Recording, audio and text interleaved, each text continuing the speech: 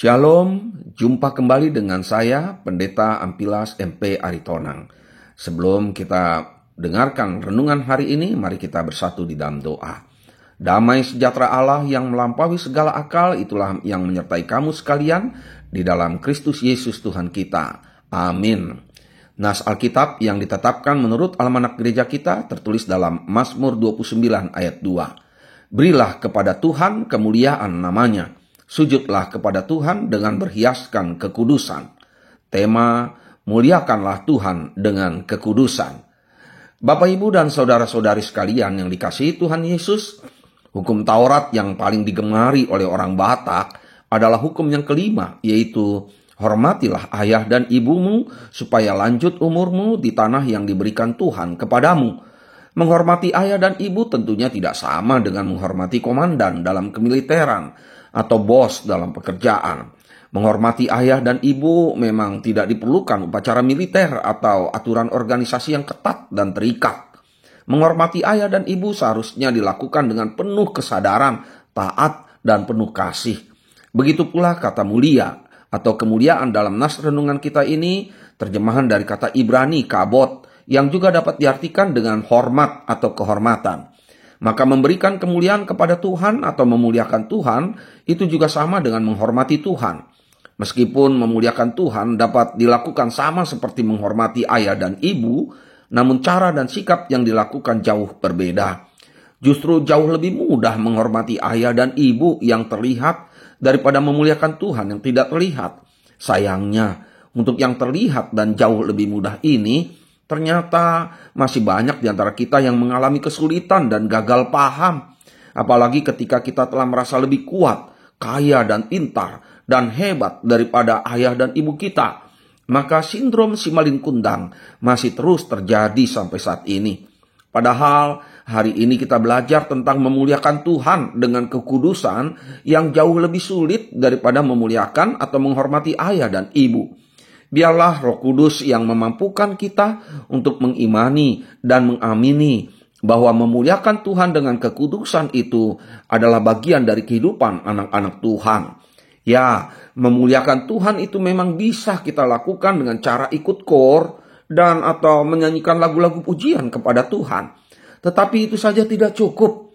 Apalagi ketika kita menyadari bahwa memuliakan Tuhan itu tidak bisa dengan sembarangan atau semau gue, tetapi dengan kekudusan atau kesucian, tulus ikhlas dan penuh hormat. Kita tidak akan sanggup memuliakan Tuhan jikalau kita masih belum bisa melepaskan kemuliaan diri kita sendiri, yang biasanya ditandai dengan adanya kesombongan atau merasa lebih hebat, lebih baik dan lebih benar.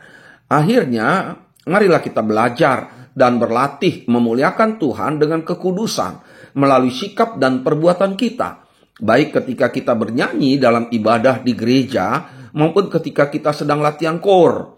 Bahkan lebih daripada itu, menurut saya latihan terbaik untuk memuliakan Tuhan justru ketika kita membiasakan diri untuk memuliakan atau menghormati ayah dan ibu kita. Sebab menurut saya tidak mungkin bagi kita sanggup memuliakan Tuhan yang tidak terlihat kalau kita belum terbiasa untuk menghormati ayah dan ibu kita yang terlihat.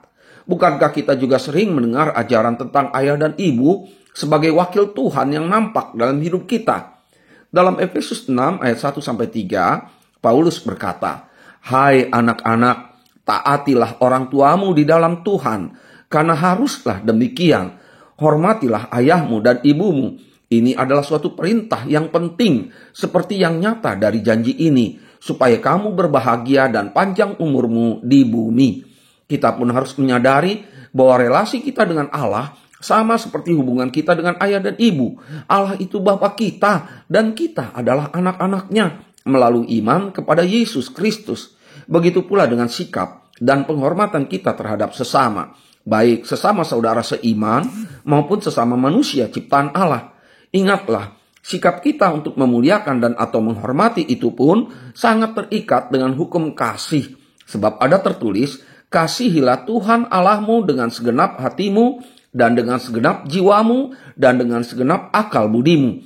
Itulah hukum yang terutama dan yang pertama. Dan hukum yang kedua yang sama dengan itu ialah kasihilah sesamamu manusia seperti dirimu sendiri. Amin. Kita berdoa. Ya Allah, Bapa di sorga yang rahmani dan rahimi, terpujilah Engkau yang telah memanggil dan memilih kami menjadi anak-anak-Mu di dalam iman kepada Yesus Kristus. Mampukanlah kami untuk memuliakan Engkau dengan kekudusan dan menghormati ayah dan ibu kami dengan ketulusan. Amin. Bapa kami yang di sorga, dikuduskanlah namamu, datanglah kerajaanmu, jadilah kehendak-Mu di bumi seperti di sorga. Berikanlah kami pada hari ini makanan kami yang secukupnya, dan ampunilah kami akan kesalahan kami, seperti kami juga mengampuni orang yang bersalah kepada kami. Dan janganlah membawa kami ke dalam pencobaan, tetapi lepaskanlah kami daripada yang jahat. Karena Engkau lah yang punya kerajaan, dan kekuasaan, dan kemuliaan sampai selama-lamanya.